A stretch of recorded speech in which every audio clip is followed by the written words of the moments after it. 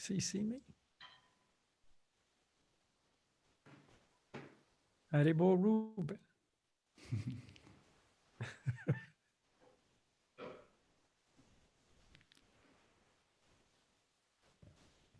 All right. So thank you very much, Balakhilya, for joining.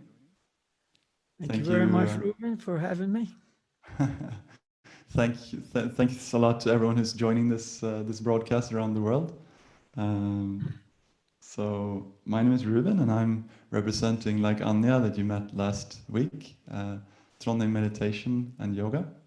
But this project is a cooperation between various meditation schools in UK, Canada, and Norway. Yeah. So right. With that, I'd like to introduce Balakhilya Das. Would you like to say a couple of words? Yeah, thank you very much, Ruben, for you guys all putting this together. We gave a lecture last week on the eye of the storm. So this is going to be a question and answer period from that presentation. People have written in a few questions, so we'll try to entertain those. And I always like to start my programs with paying my respects to my spiritual masters, Sri Swarupananda Paramahamsa and Srila Bhaktivedanta Swami. And I also like to start my programs with a very easy meditation that we can all take part in. It'll be very short because time is short tonight. But by doing this meditation, number one, we'll be able to relax more. You know, very, very stressful time right now. So we need to be able to relax. Number two, you'll be able to understand the subject matter that we're going to be presenting tonight more easily. And number three, you learned this meditation. You can take it home with you. If you were with us last week, you already know this meditation. But in case someone is just joining, I'm going to describe it very briefly, and then we'll do it for about 5 minutes. So the type of meditation that we participate in Bhakti Yoga is called mantra meditation. Mantras are transcendental sounds, spiritual sounds that descend from the spiritual world into the material world, and they bring with them great spiritual power. So when we contact this transcendental sound vibration, we receive great spiritual benefit. It's the easiest of all meditations, but at the same time, the most effective. The mantra we'll be using is Gauranga. We divide Gauranga into 4 syllables for this meditation. Go-ra-ang-ga. First, we begin by inhaling through the nose slowly and gently, but also very deeply. And while we inhale very silently in the mind, we chant Go-ra-ang-ga, softly and gently in the mind. Of course, gradually the body fills with air. We begin to exhale, and out loud we chant Gauranga.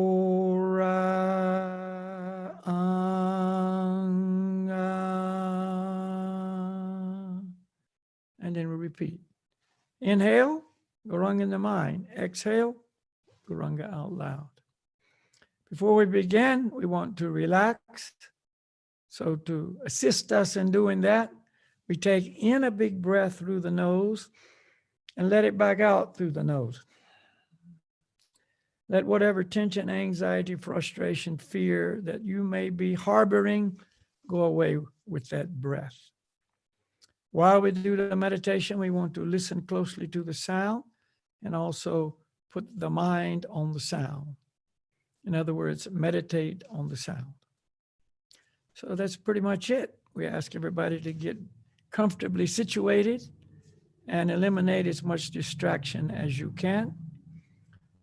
Once you've learned the mantra, we suggest you close your eyes. That helps us relax more deeply and, of course, prevents distraction. When we finish the meditation, just sit quietly for a few moments, eyes remaining closed, and feel the effect. Okay, so everyone at home, I want you to participate with us now. Just follow my guidance. Everybody take a big breath, let it out, and relax.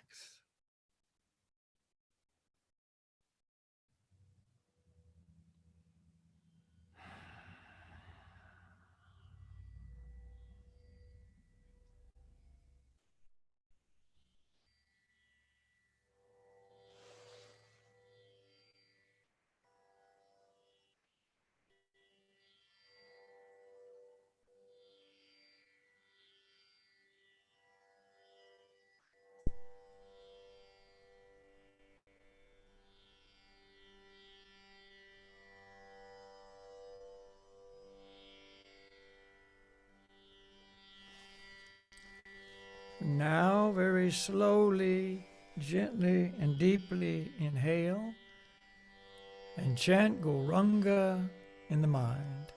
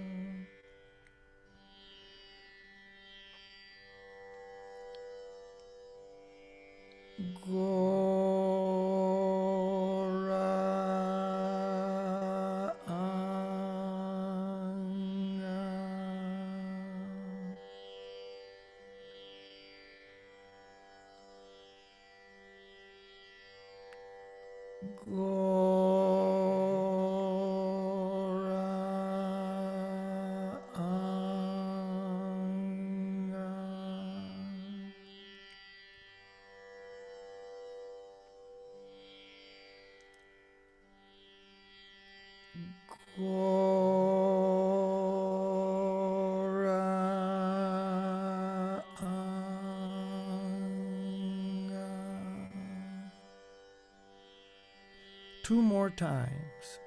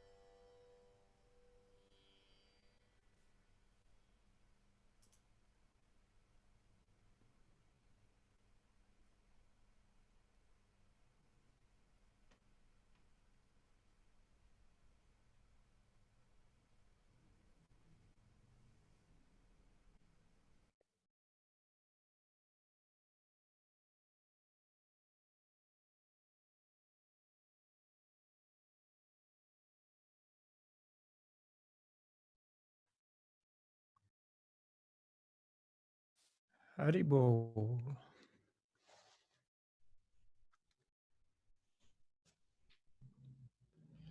Okay, so you can see that's a very easy meditation to do. And also, it's very relaxing. And this is an excellent time to bring these needed techniques into your life on a regular basis. So, Ruben, I understand you have a few questions that people have sent to you. So, if you want to read me those questions, one at a Right. time, of course, then I will give some answers, probably somewhat brief because of always we have time limitations, but yeah. Right. So we will, if we have time, then we give the possibility to ask questions afterwards. But we'll start with the questions that you have sent in to us from all over the world. So let's see the first question here. So this is a person writing, I meditate every morning, and even though trying to focus on breathing and repeating mantras over and over, there are tons of questions and issues springing to my mind. And to be honest, I didn't try to get rid of those. I felt that my mind is more open than usual while meditating, and I can easily think of solutions or decisions. So now sometimes I even rely on meditation when I want to make a difficult decision. I wonder if that phenomenon is natural. Should I limit myself being dominated by these thoughts while meditating? So that's the first. Yeah, that's a good question. And I think you're not alone in this. You know, our minds are very busy. I mean, they never stop. They don't even sleep. When we go to sleep at night, the mind doesn't go to sleep. It just keeps going. So when we're meditating, what you're actually doing is you're sitting down, you're eliminating a lot of external distractions, and then you have what's going on inside as the focus. But what's going on inside is all the thoughts running through the mind. And therefore, you're redirecting your focus to your thoughts, to your questions, as you mentioned, your issues that might come up, and so on. This is not necessarily bad, you know, and you said sometimes while this is going on, your mind is more clear because it's not so cluttered with external things and so on. And so you can actually make a more clear decision, a focused decision than you could if you were, you know, not meditating. And also, when you meditate, you also calm down the internal a lot. And so a lot of the worries and a lot of the things, you know, that used to be so glaring, now that aspect becomes reduced. And so if you've got to make a difficult decision, yeah, you're more ready to do so. So this is using the meditation that you're doing to deal with your material situation. Now, you say you're chanting mantras, and of course, there's many, many mantras. I have no idea what mantras you may be chanting. Many mantras are not on the same level or in the same category as the mantras that we recommend people chant and that we chant ourselves. We just did the mantra Gauranga. That's pure transcendental sound.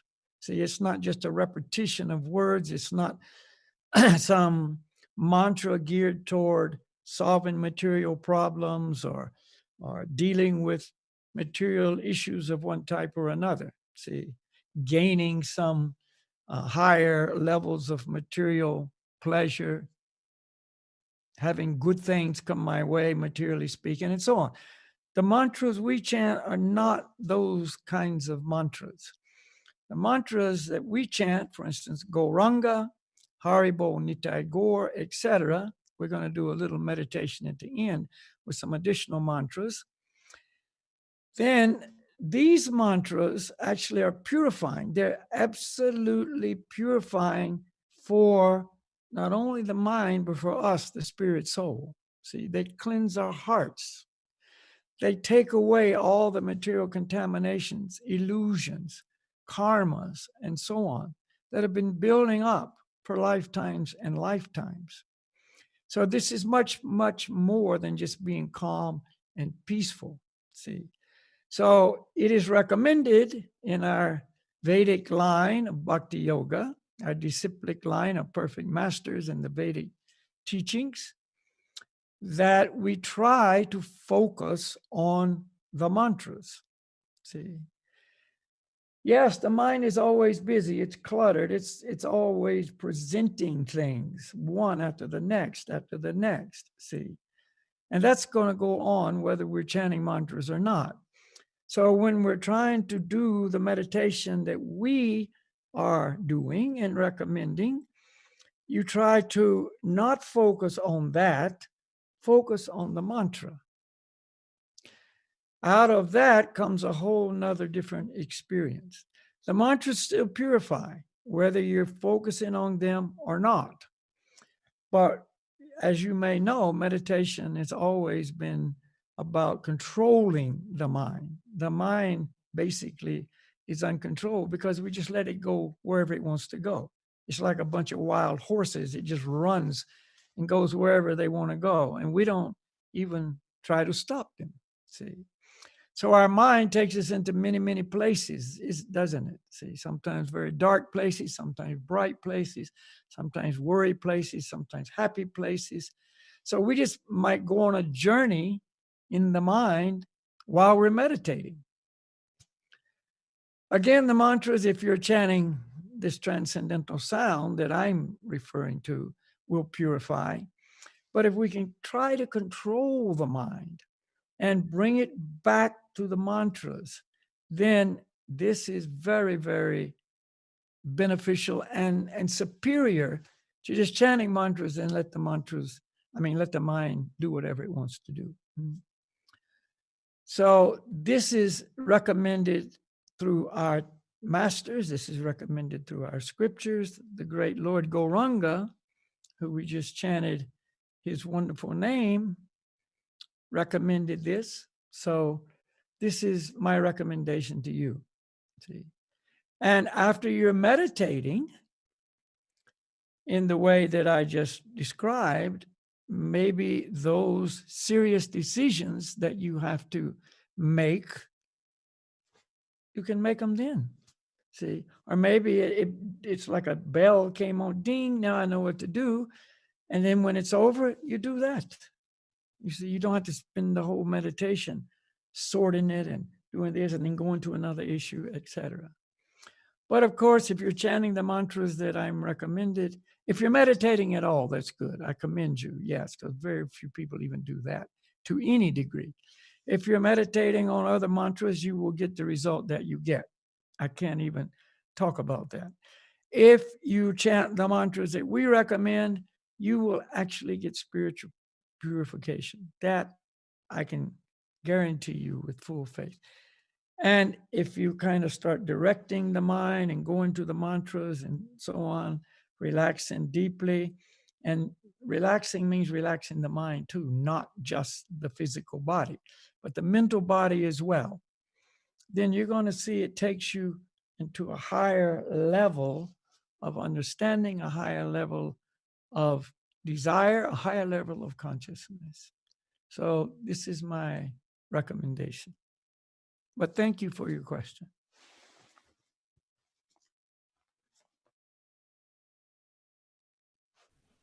So, Okay. personally, Balakhilya, what brings you most enlightenment and spiritual connection?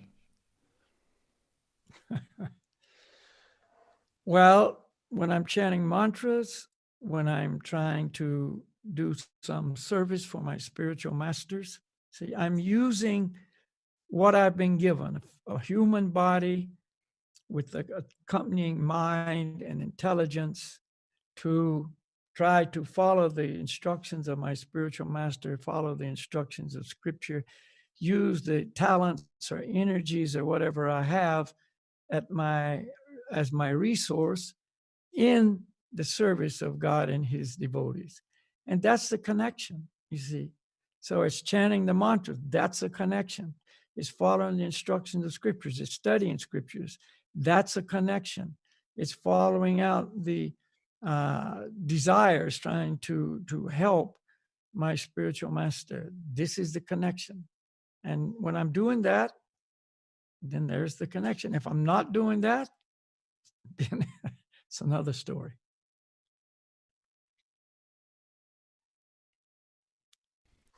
I'll go with the next one. This person says, I have a hard time building tolerance and acceptance to the wall I'm feeling between my family and my beliefs and the way I'm living. I have reached a great awakening and find it hard to face their patterns, and therefore hard to face my old patterns and the life that I no longer recognize. What is your advice in this process? Do you recognize it? And if, how did you overcome? You know, as we actually grow spiritually through, number one, the desire to grow spiritually, and then implementing the different techniques and processes and meditations and guidelines of scripture and the spiritual master to grow, to fulfill my desire, yes, we will see that my old life that I used to lead, or the lives that my family or my friends and so on are still leading, is basically foreign to me now. It's not what I do anymore. It's not what I'm interested in anymore. You call it a wall. It doesn't have to be a wall. It's just another world that you live in. It's a different realization. It's a different focus in life. It's a different goal in life that you're trying to achieve. Now, if there's been true spiritual evolution, one symptom of that is tolerance. I understand the people that I used to be like, if we want to use that term, are still like that. I'm now in a different state of mind, a different consciousness, and so on. But I understand that's where they're at. I respect them as individuals and know I have to tolerate that. I don't know your living situation. I don't know your communication with or association with these people on the other side of the wall. If it's very intimate, if you're like almost forced to be with them a lot, then it becomes even more difficult. You know, it's been seen throughout history that when people evolve, their association also involves. The people that used to be very, very close to them, they're still close in one way. They're still my friend. They're still, my mom, my dad, my sister, or other relatives or whatever. So on one sense, I'm still close to them, but on another sense, we're just in two different worlds of interest, of consciousness, of focus, you see. So therefore, people usually have to kind of move away from that association and gravitate toward associating with people who are kind of on the same page, have the same interest, and so on. It's just a natural thing that occurs. If somehow you're, quote, stuck in a family situation and you can't do otherwise, then just make the best of what you got. Go about your spiritual practice quietly. Don't agitate them, because then it just becomes more of a conflict. Everybody today is staying out of the home a lot. If that's where you sleep, doesn't mean that's where you stay all day. So you can find other places to spend your time, and these things will make it so you actually don't feel that resentment. And like I say, if there's real spiritual growth taking place, tolerance comes with that. Compassion, mercy. If you can, you try to help those who are kind of where you used to be, move ahead a little bit. See, and if you're following the teachings that we're presenting, there's many, many different ways you can do that. These mantras that we are always encouraging people to chant, they are purifying not only for the chanter, but for the person who hears that. See, a transcendental sound. It goes into the ears of whatever the body, the living entity may be in, even the lower forms of life. And it purifies the soul inside that body. So if it can be arranged so these people that you're close to hear transcendental sound, see, you're helping them. And so you can even be anxious to do that. It's not just a burden. I got to be with these people, but I can help these people.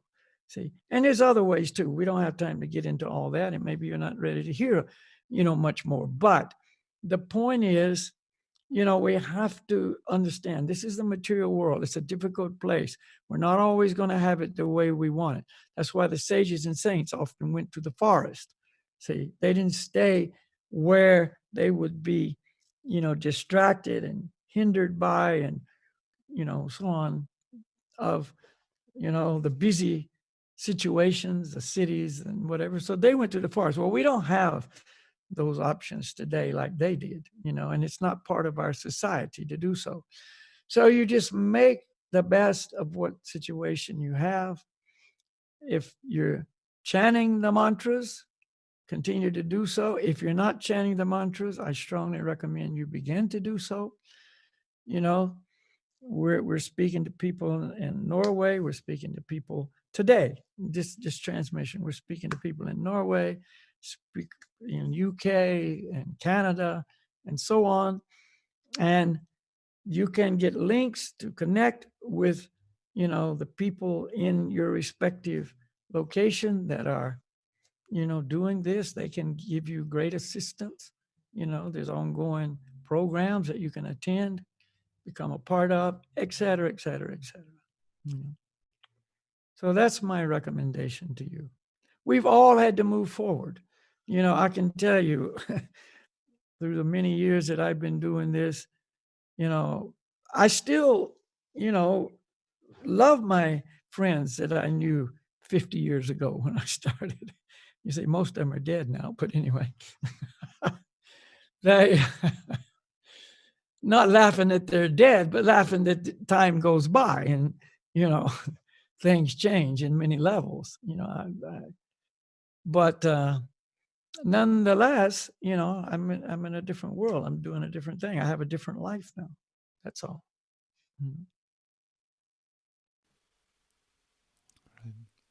Balakhilya, what is your relationship to abundance, and how do you relate to it? Up to what? To Relationship? abundance. Abundance. Abundance. Ah. Maybe you can also briefly explain that word to the listeners. Abundance means you got a lot of something. It could be money. I don't have that problem. It could be, usually it's talked about, it's being referred to as a lot of material things. It could be money, it could be success, it could be fame and popularity, recognition, whatever, you see.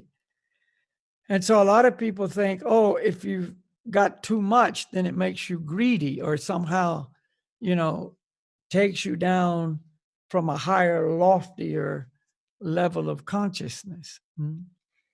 I don't see it like that. I see it in a different way. See, abundance means you have a lot of facility. That's what it means. So if I'm using whatever facility I have in God's service, see, I'm using money, if I'm using talents, if I'm using connections, contacts, if I'm using, popularity or fame or whatever it is, in God's service, the more the better. It's not about me. You could say a teller in the bank had a lot of abundance of money because they took in a lot of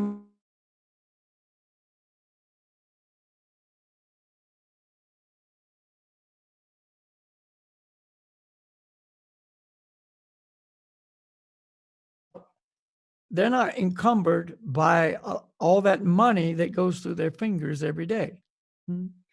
So in the same way, one who is actually in service to God with his life, a lot of things may come through his hands, but he knows it's not mine.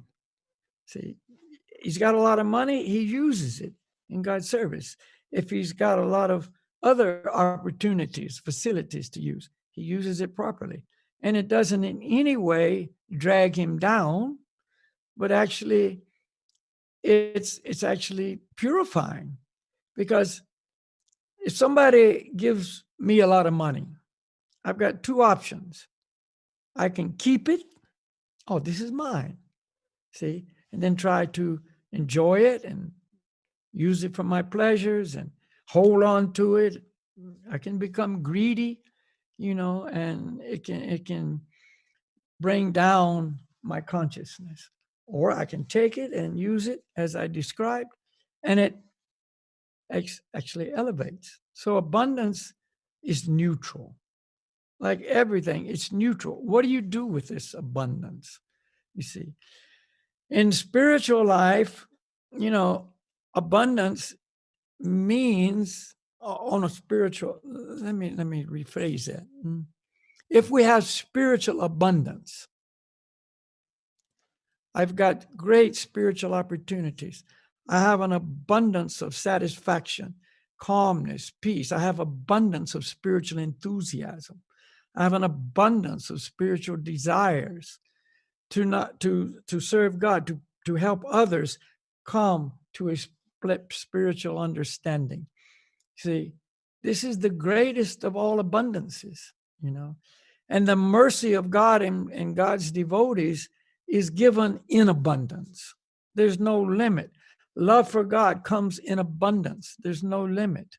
And if I can get on the receiving end of that mercy and love, you see how wonderful it is. And then again, I can take that and give it to others. See? So abundance is amazing. So let's go on that topic. We have a person asking, God is referred to as our Holy Father. If you could please explain about our relationship with God. Think about the meaning of father.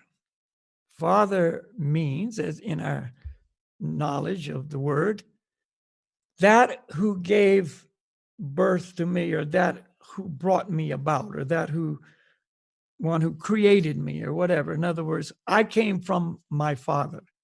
So biologically speaking, the earthly father, biological father, the seed, came from his body, right? Biologically speaking. Without my father, I wouldn't exist. This is the idea. Well, there is an original father that gave birth to everyone, that created everyone. The origin of all of us is the Supreme Father.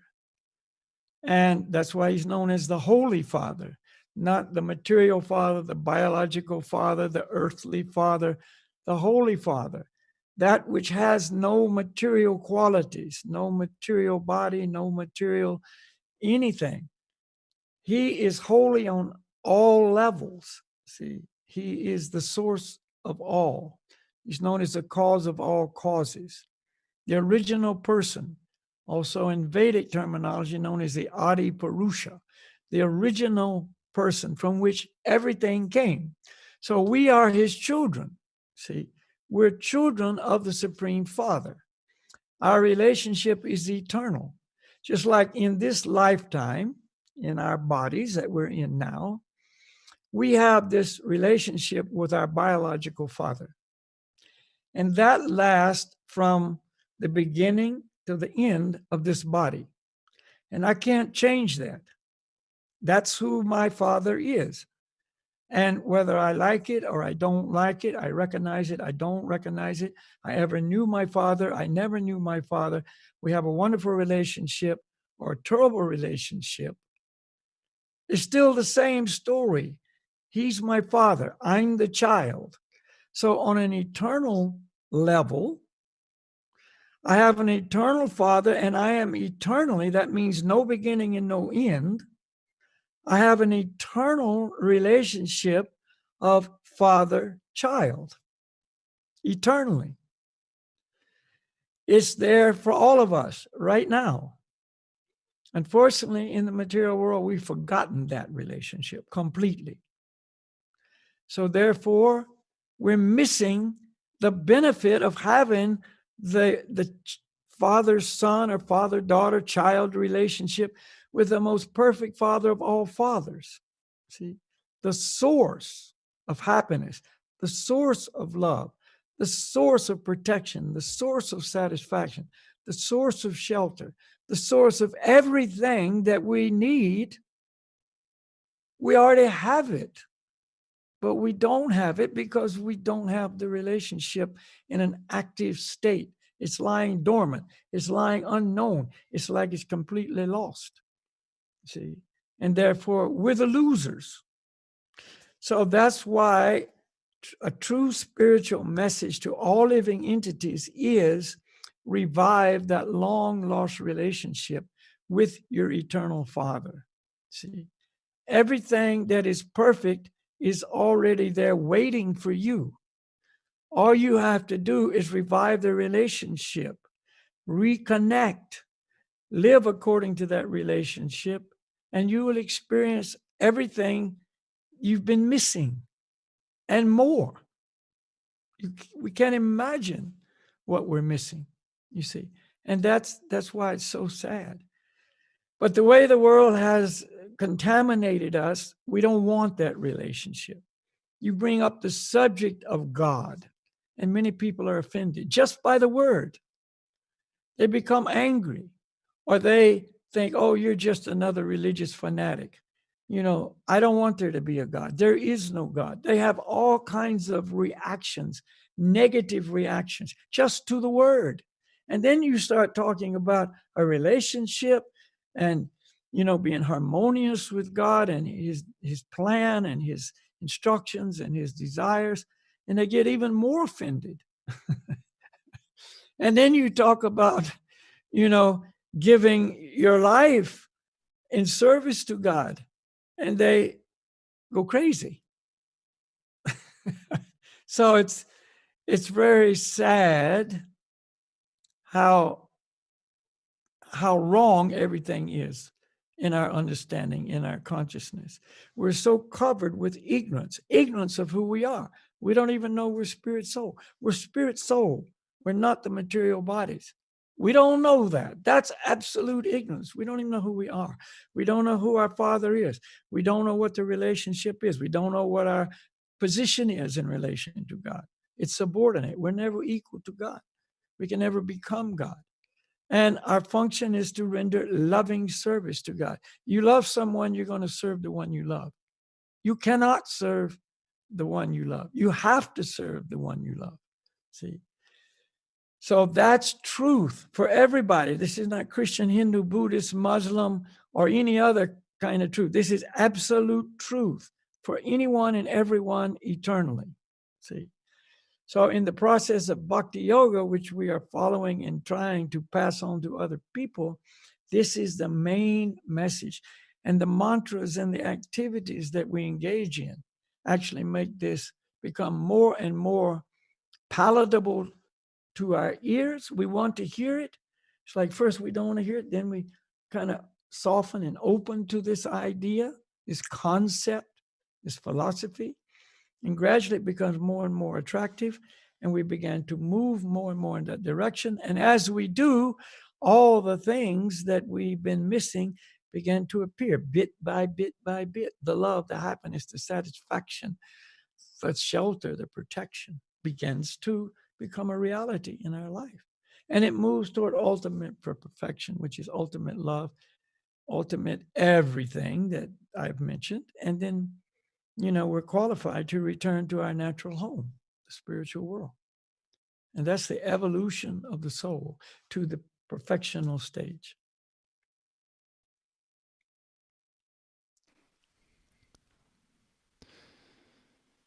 Thank you very much. So, I think we will go a little bit into relationships in this world. A person has asked us, what is the purpose in going through heartache?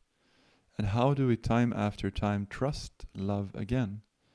And what is love if it's not what you thought it was and you could not trust it? Unquote. Again, good question. And I'm sure everybody has this question in one way or another because everybody's dealing with love. We've dealt with love. We're dealing with love now, and we'll deal with love in the future. But unfortunately, the love that we refer to in our unenlightened condition is material love. Relationships between one person and another person, it's a feeling of emotion and symptoms of caring and wanting to be with, and it's very deep. It can be very deep, you see, but it's on the material platform. It's temporary, it's not satisfying, and it's not actually love. Unfortunately, I don't have time to go into the real deep levels of this, but what we call love in the material world is lust. And let me define the two, lust and love. Lust is self-serving. Lust is, I want something to make me happy, to make me satisfied, to fulfill my desires, etc. See? And so the highest, it can be for anything, objects and whatever, but on the higher level, in the relationship level we're talking about, this is another person that I expect to fulfill my need for happiness, my need for love. See, I want to feel cared for. I want to exchange my feelings. I want to get back what I give out, and so on and so on and so on. And I want to be happy as a result of this. I want to feel union with, I want to feel bonded to this other person, etc., etc.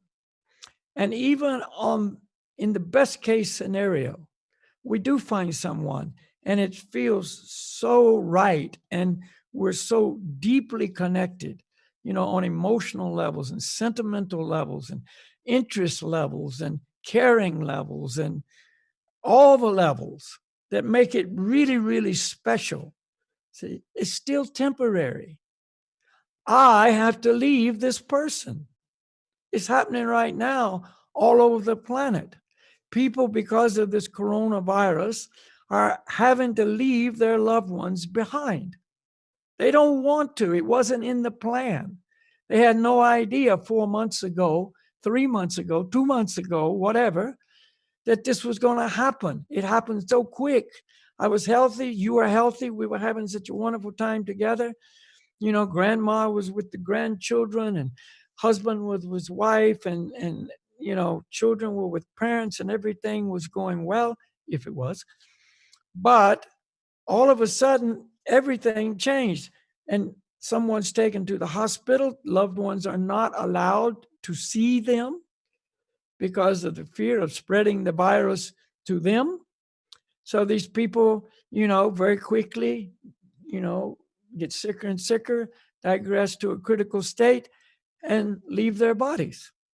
And the only connection they may have is some, Facebook page that they can see, and this is terrible.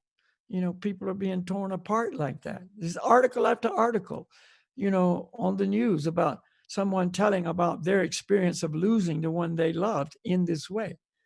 You see, but the point is, these relationships are temporary. It's built in. Even if we all live to be the ripe old age of 110, see, it's still temporary. And we have to go away from the person and the people I love. My wife, my husband, my children, everyone I love, my friends, and on it goes. So that's the fruit of love in this relationship. But of course, it's not always so rosy, is it? People break our hearts. I love them, but they decide they don't love me anymore because I'm not providing them the pleasure that they're looking for. They're going to someone else. What used to be, I used to be the person who brought them pleasure. Now I'm the person who brought them pain. And so that relationship is now bringing me pain. Now there's become, a violent relationship. It used to be so warm and soft and tender. Now it's turned violent.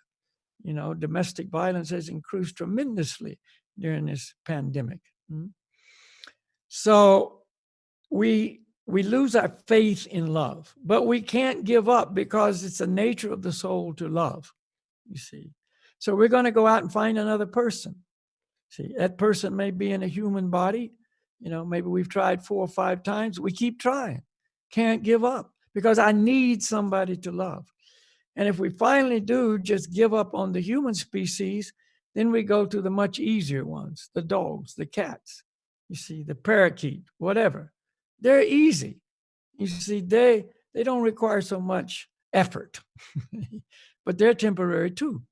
See, the dog dies, the cat dies, I die and leave the dog and the cat behind. However it goes, it's temporary. Real love is only that relationship from God between the individual soul and the supreme soul. He is the reservoir of love. It is the nature of the soul to have that love. It's not a perverted reflection. It's not, I want to get something. It's, I want to give. True love is giving, and that is the reward in and of itself. I'm not expecting something back.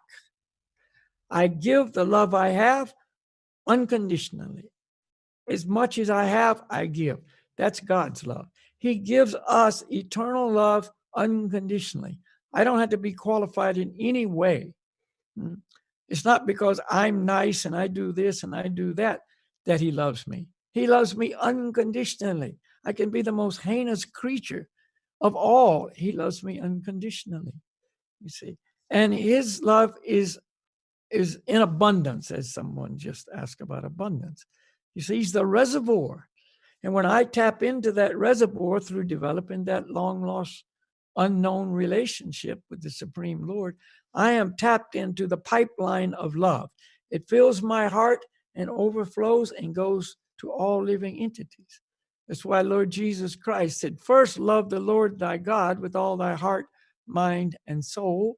And the second commandment is to love thy neighbor as thyself, you see. So God already loves us. That's not a problem. But do we love him? Unfortunately, no. We love the world. We're trying to find a substitute for that relationship in this world. And every lifetime, we try again, and we try again, and we try again, you see. And we get disappointed again and again and again. Don't give up on love. Give up on trying to find love in the wrong place. Develop your love for God, and you'll understand the difference between lust and love very clearly. You'll see, wow, this is a completely different world. It's a completely different experience. See, that's the spiritual world. We're spiritual beings. The spiritual world is our home. Spiritual love is our eternal birthright. It is there waiting for us, and all we have to do is cultivate it through the process of Bhakti Yoga, under the guidance of a true bona fide Bhakti Yoga master. Okay. Do we have time for one last question, Balakhilya? Yeah. All right. We do. So, also along the same lines, the person says, why are we afraid and full of fears, and do not listen or follow our hearts? Is it a matter of confidence? You're not afraid if you're secure. The only security is in the hands of God. See, this might sound like some big religious promotion. I'm just telling you the truth. I can't change the truth. See, I can say whatever you might want to hear, but it's a lie. See, I don't tell lies, I tell the truth. So the reason we're afraid, this world is a dangerous place. It's filled with death. It's filled with obstacles. It's filled with uncertainties. It's filled with, I don't know what's going to happen tomorrow. It's filled with coronavirus. It's filled with things that make us afraid of the unknown. Why are we more afraid of in the dark than in the light? Because we don't know what's hiding there. The boogeyman under the bed, the ghost, that's going to come through the door and attack us, the stalker that's going to come through the window. We're afraid. We don't know what's out there. Well, in life, if I don't have this understanding and vision and relationship with the Supreme Lord, I am afraid. See, the kid, every little kid is afraid when he's not with his parents. Show me a tiny, tiny child just walking, 1, 2 years old, that's not afraid. You just turn him loose in a city. Is he going to be okay with that? Oh man, look at this city. I'm fine. And he runs into the candy shop and, pulls some money out of his diapers and buys some candy. It doesn't happen. He's afraid. He's screaming. He's crying, Mama, Mama, Daddy, Daddy. But if he's hanging onto the leg of his mama and dad, he's not afraid because he knows I am protected. I am safe. They are big. I'm small. They take care of me. I got nothing to worry about. See, as soon as that is changed and that little kid is alone, they're a mental kid. They break down. They can't handle it. They panic. They're afraid. They're angry. They're everything at one time. See, throwing a fit. And somebody else can pick them up. Doesn't help. Oh, you're all right. Some stranger just picks up this kid. You're all right. I'm not all right. Where's mom? I want my mother. You're not my mother. See? So we're afraid because we don't have dad, our loving Father, the Supreme Lord. He's not there. Where is he? I don't know. I lost him, 10 zillion lifetimes ago. I've been afraid ever since. You see? And I'm going to be afraid until I have that connection, that shelter, that protection. And I know it. It's not mental. It's not mental. You see, people try to just believe these things. It's not a belief. It's an experience. See, you say you don't listen to your heart. Well, that could be good and that could be bad. If it's the Lord in your heart giving you guidance and you don't listen, that's bad. But many times our hearts are not really the Lord in our heart speaking. It's our contaminated heart putting forth our material desires. It's our mind, which, it seems the mind's a tricky thing. It can seem like it's in the heart when it's not. The mind's not here.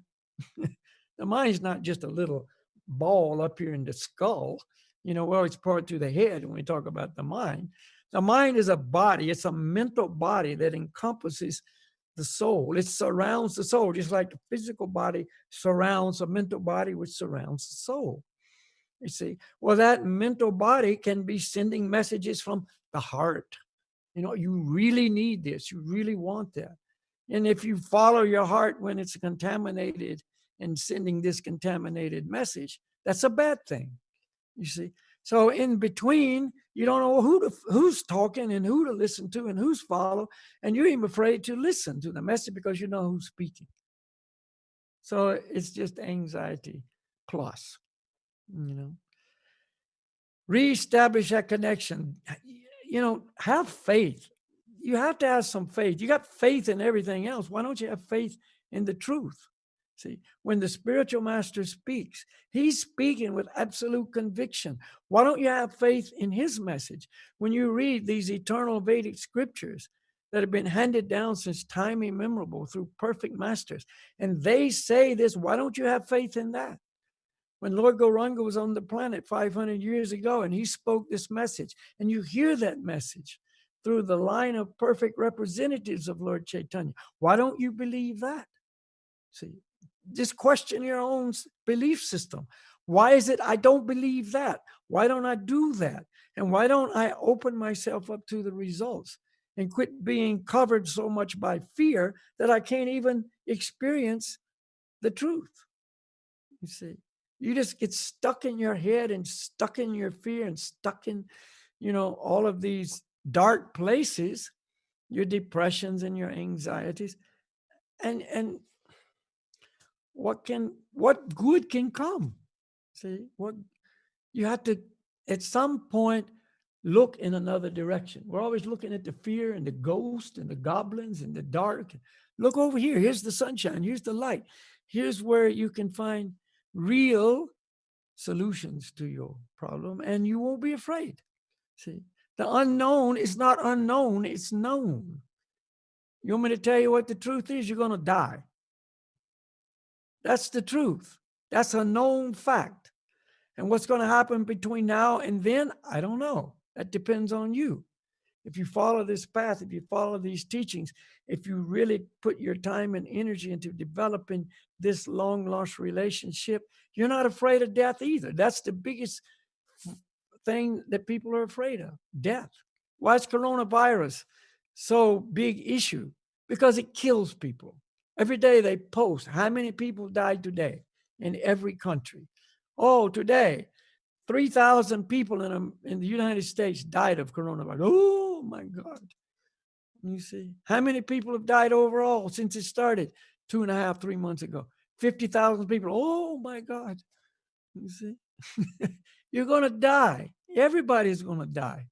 So if you let death own you by being afraid of it every day of your life, you're already dead. You never lived. See? You know your spirit, soul, and you do everything you can to place yourself in God's hands. And when the time comes when you leave the body, you're still in his hands. He doesn't drop you at the time of death. He holds you tight and takes you. You're safe, just like the father takes care of the child, and the child is not afraid. That's the real answer. See, it's not some mental adjustment. It's following the process, believing in the master's words. And I'm talking about true masters, not everybody that says himself a master. You know, we have a bona fide spiritual master. You follow his teachings, you will be protected absolutely in all aspects of life. Okay, so yeah, I guess time is up. I wanted to chant for 10 minutes. I got another program starting soon, but that's all right. You know, we like to stay busy, you know. So we're going to chant a little bit now, but we're going to use a different technique. It's called Sankirtan, congregational chanting. We're going to use music. Everybody likes to sing. See, you know, I know people like to sing in all countries. So UK, Canada, Norway, you know, forget about all these designations. You're not Canadian, you're not Norwegian, you're not, you know, British or UK-ish or however you want to put labels on yourself. Your spirit soul. These are spiritual mantras for everybody. All spirit souls will benefit. See? So the mantras that we'll be using will appear on the screen. No, they will not. Okay.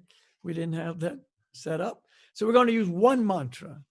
All you got to do is remember. Haribo, Goranga, Goranga, Haribo. You already know Goranga. So you now got to learn one more word. Haribo. That's a mantra in and of itself too. Haribo, Goranga, Goranga, Haribo. Or it could be Goranga, Haribo, Goranga, Haribo. You just listen. 2 words, that's all.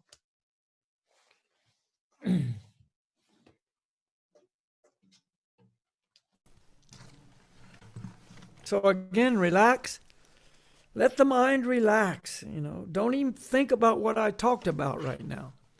I don't even want you thinking about all that. Just relax. See, after the mantras and the chanting, then you can think about what I said. See? Okay, here we go.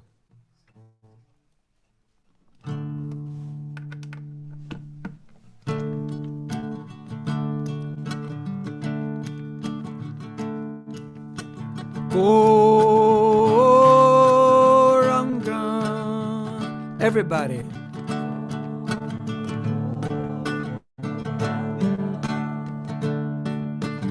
Goranga.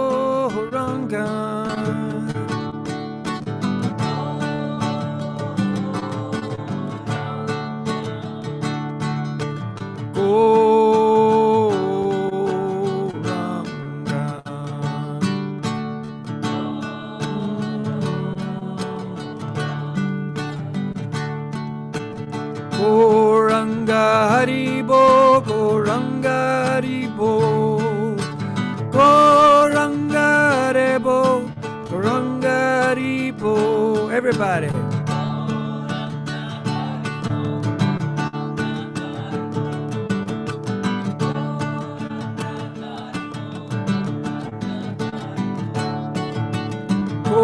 Ranga Haribo, Ranga Haribo,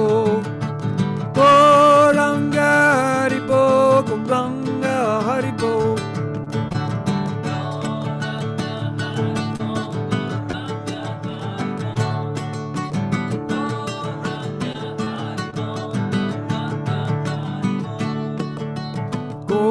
Ranga Haribo, Ranga Haribo, Ranga Haribo, Ranga Haribo.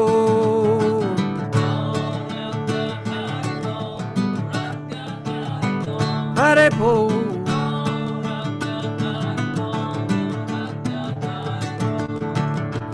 Haribo, Ranga, Ranga Haribo. Haribo, Ranga, Ranga Haribo. Hey. Hey.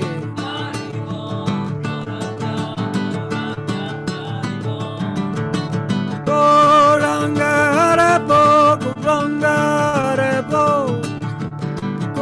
Ranga Haribo, Ranga Haribo.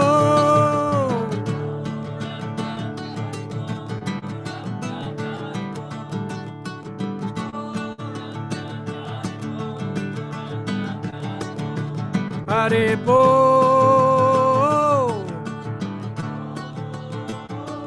Haribo,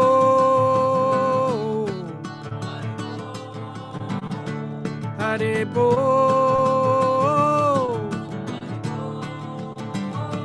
Haribo,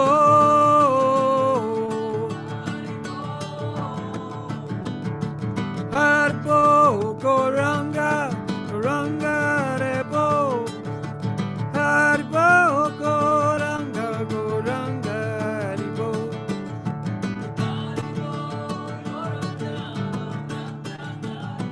Hare Haribo.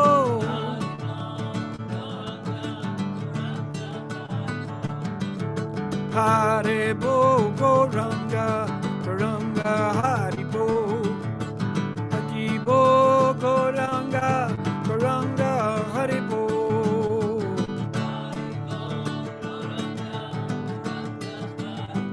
Hare Haribo.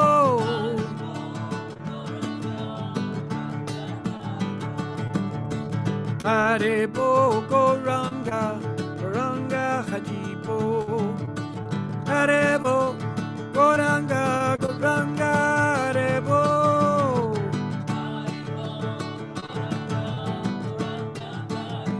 Haribo.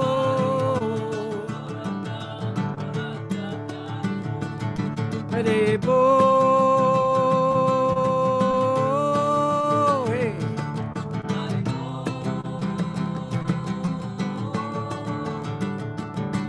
Haribo.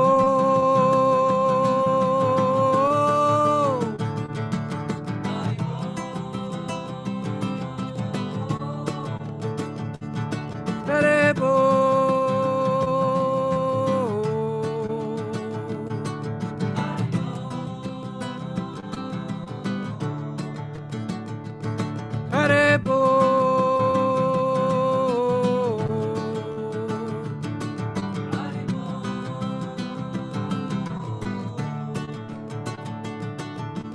Haribo, Goranga, Haribo, hey.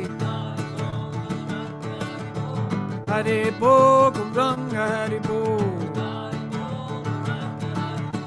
Haribo, Goranga, Haribo. Haribo, Goranga, Haribo.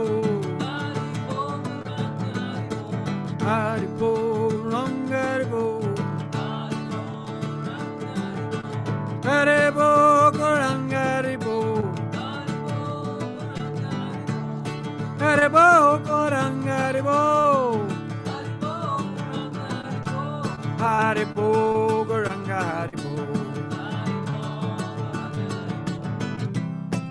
Haribo, Goranga, Haribo.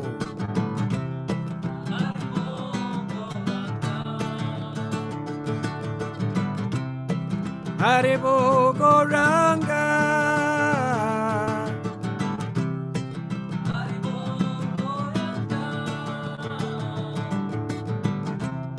Haribo, Goranga.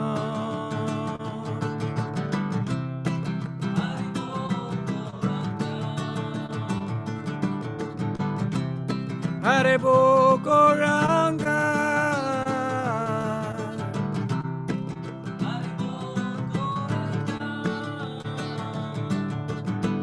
Haribo, Goranga, Haribo, hey. Haribo, Goranga, Haribo. Haribo, Goranga, Haribo. Haribo, Goranga, Haribo.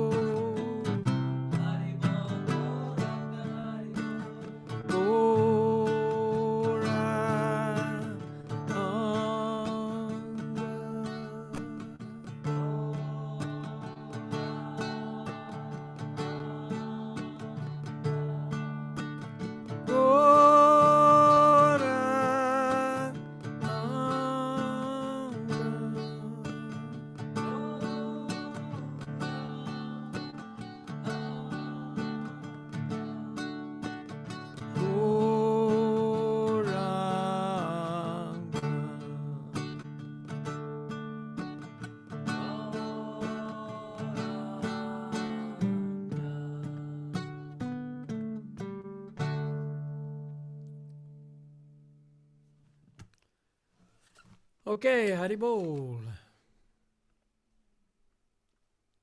So that is Sankirtan. Sankirtan is congregational chanting.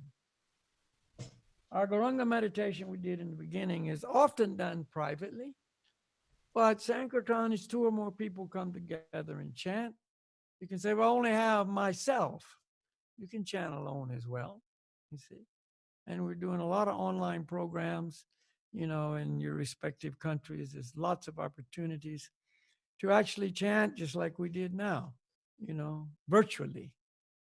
So we hope you will do that. This purifies the heart, purifies the mind, revives that lost relationship, makes us more receptive to this whole concept of true spiritual evolution of the soul toward ever increasing happiness, freedom from anger, freedom from fear, freedom from these, whatever, anxiety, all the things we would like to be free from, you can be, see, and receive that fountain of mercy and love. So that's all the time we have tonight. We thank you very much for your questions. And if something we've said has helped you, fantastic.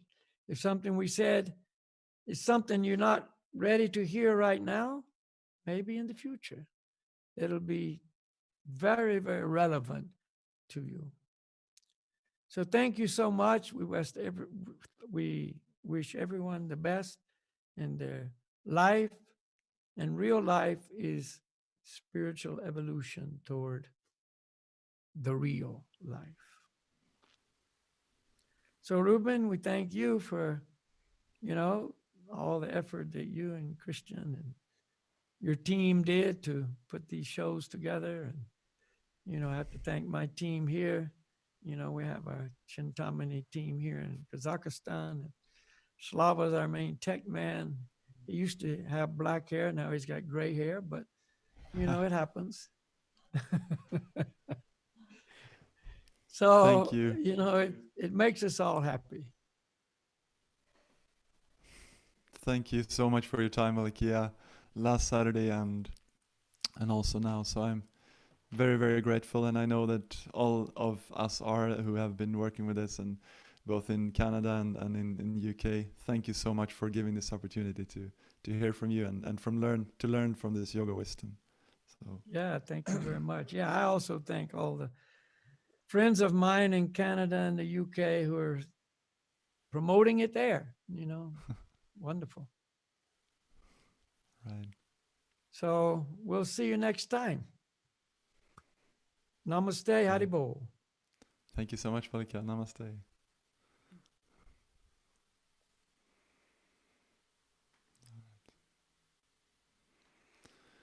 So we thank Balakhilya Das very, very much for joining and giving us this opportunity. Now, like he said, there are respective programs in your area that you can join if you want to find like-minded people to do this and continue the journey with us. So this is something that we would like to warmly invite you to. Right now, we are doing online classes, of course, so there's no border limits right now. But otherwise, when we perhaps go back to normal again, there are offline classes that you can join. So that information is available on this website. So if you just scroll down from this live video, pardon, you should be able to find that information. Otherwise, write us, get in contact with us, and we'll be happy to help you and assist you in any way that we can to continue sharing this gift and for you to move further to that goal of happiness. So yeah. Right. If you are in Norway, then we are starting a 4-week meditation course in May that you can join. That's the next thing. Right. That's it. Thank you so much for joining both now and last Saturday, and I hope you have a wonderful day and that the journey keeps being a positive and fun one, and